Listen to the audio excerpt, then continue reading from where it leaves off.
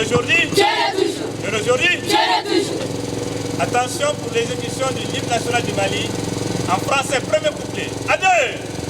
1, 2. À ton appel, Mali, pour ta prospérité, fidèle à ton destin, nous serons tous unis. Un peuple, un but, une foi, pour une Afrique unie. Si l'ennemi éprouve son front, au-delà ou au-dehors, debout sur les remparts, nous sommes résolus de mourir pour l'Afrique et pour toi, Mali. Notre drapeau, c'est la liberté pour l'Afrique et pour toi, Mali. Notre combat, c'est la unité.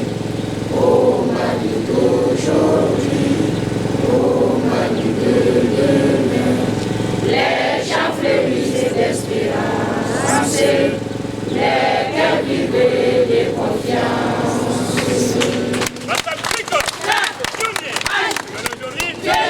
Au niveau du Rotary International, nous avons 7 axes stratégiques. Et c'est dans ces 7 axes stratégiques que nos actions sont faites. Maintenant, l'environnement représente l'action numéro 7. Et depuis plusieurs années, chaque année, le club Rotary du Mali organise une action de reboisement en mois d'août. Choisi la cour de la direction du palais des pionniers dans le seul but pour la pérennité, parce que pour le suivi, parce qu'on a eu quelques mauvaises expériences, on a planté dans des zones où il n'y avait pas de responsabilité et les arbres n'ont pas survécu. Donc ici, on est sûr que c'est dans la cour du palais des pionniers et on est sûr que les arbres seront suivis. L'objectif visé, c'est bon. L'objectif général des arbres, les arbres ont plusieurs utilités.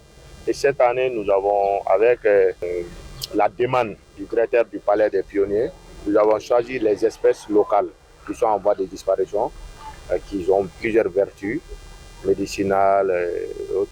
Donc c'est pour ça qu'on a choisi. On a mené beaucoup de... Mais moi, j'ai dit que le Rotary a 7 axes stratégiques. Il y a l'éducation, l'alphabétisation, il y a la santé de la mère et de l'enfant, il y a eau et assainissement, il y a environnement, il y a le développement local, donc il y en a 7.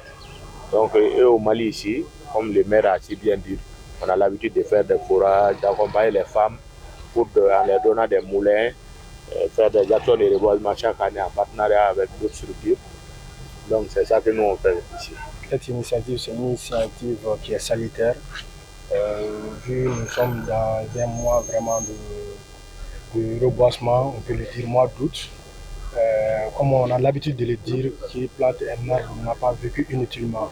Donc on ne fait que vraiment remercier les initiateurs, d'abord pour le choix porté à notre commune pour cette journée de reboisement. Et plus précisément au Palais des Pionniers, qui est un palais vraiment significatif pour nous, les jeunes, qui rentre dans le cadre vraiment de la citoyenneté active. Donc on ne fait vraiment que remercier les initiatives pour cette belle initiative, qui est une journée de reboisement dédiée uniquement au reboisement. C'est dans le cadre du partenariat, de la collaboration entre le Palais des Pionniers et puis les clubs rotariens. Depuis 2 ans déjà, cette collaboration existe et nous avons voulu cette année la matérialiser à partir de la plantation d'arbres. Et comme je l'ai dit dans mon discours au niveau du lancement, c'est pour un peu répondre à l'article 7 de la loi pionnière qui dit que les pionniers aiment la nature, ils protègent les arbres et les animaux. Et ça a été suffisamment démontré. Nous sommes dans un pays sahélien et le désert avance chaque année. Il est bon de poser des actions, des actes qui puissent arrêter l'avancée du désert. Deuxièmement, nous sommes dans un pays où on fait référence souvent à l'arbre pour se nourrir, à l'arbre pour se soigner.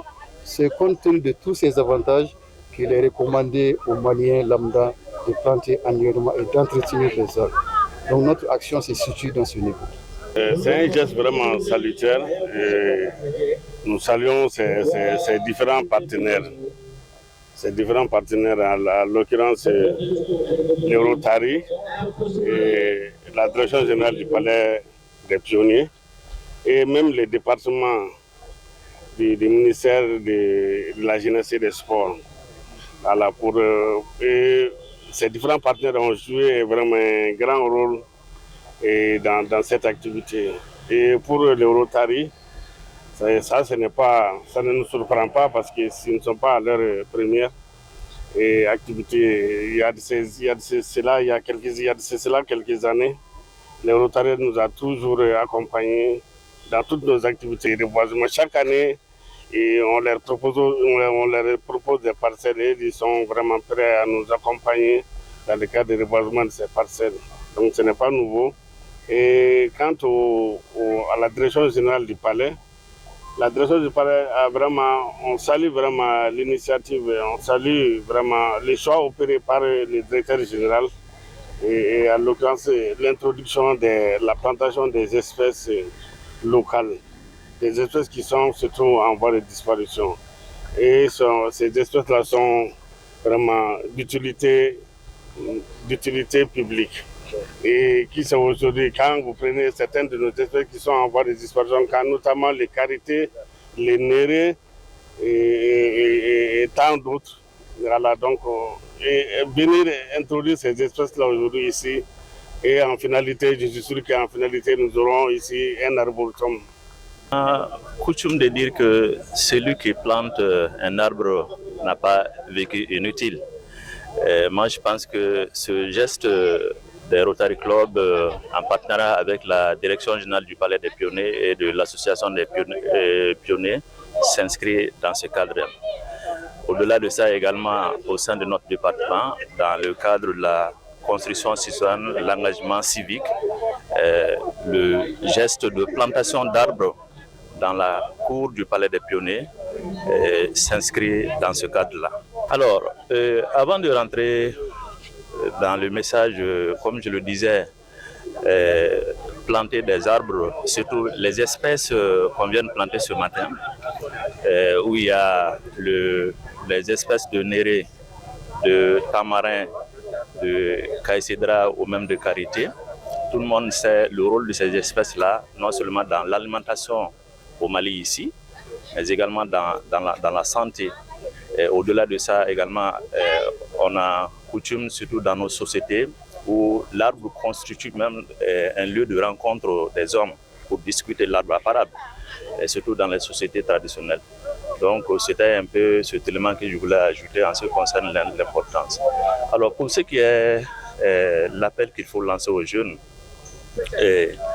je pense que c'est vrai que la répétition est pédagogique, mais moi je pense que les jeunes doivent savoir que voilà, planter des arbres, on ne doit même pas se faire inviter par rapport à cela. Vraiment, chaque année, les mois à partir du mois de juillet et d'août, ça doit être des moments où les jeunes doivent s'organiser pour choisir des espaces, notamment en partenariat avec les services des eaux et forêts, pour planter des arbres. Parce que tout le monde sait le phénomène de réchauffement climatique, mais également d'avancée du désert auquel notre pays donc, est confronté. Donc, à l'image de ce qui vient de se passer ce matin au Palais des Pionniers, je lance une invite effectivement à l'ensemble de tous les groupements de jeunes à imiter cette action-là, qu'ils ne se laissent pas donc, inviter par quelqu'un d'autre. Voilà, donc il faut qu'ils prennent l'initiative parce que s'engager pour sa communauté, c'est une action qui doit être d'abord volontaire. On ne doit pas aller, il ne faudrait pas que quelqu'un aille vous appeler pour vous demander de venir faire cela. Vous devez effectivement donc avoir cela dans ce qu'on appelle dans votre corps et esprit. Et voilà, donc lorsqu'on vit dans une communauté, on se dédie pour cette communauté-là, on se sacrifie pour cette communauté, on s'engage effectivement donc pour elle.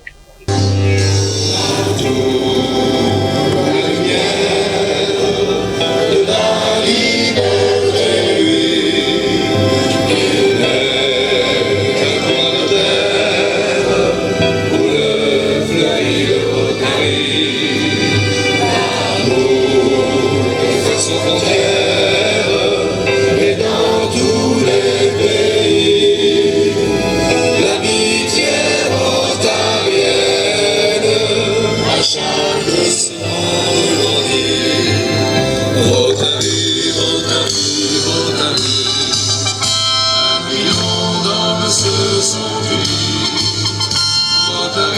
Rotary, Rotary, pour ceux qui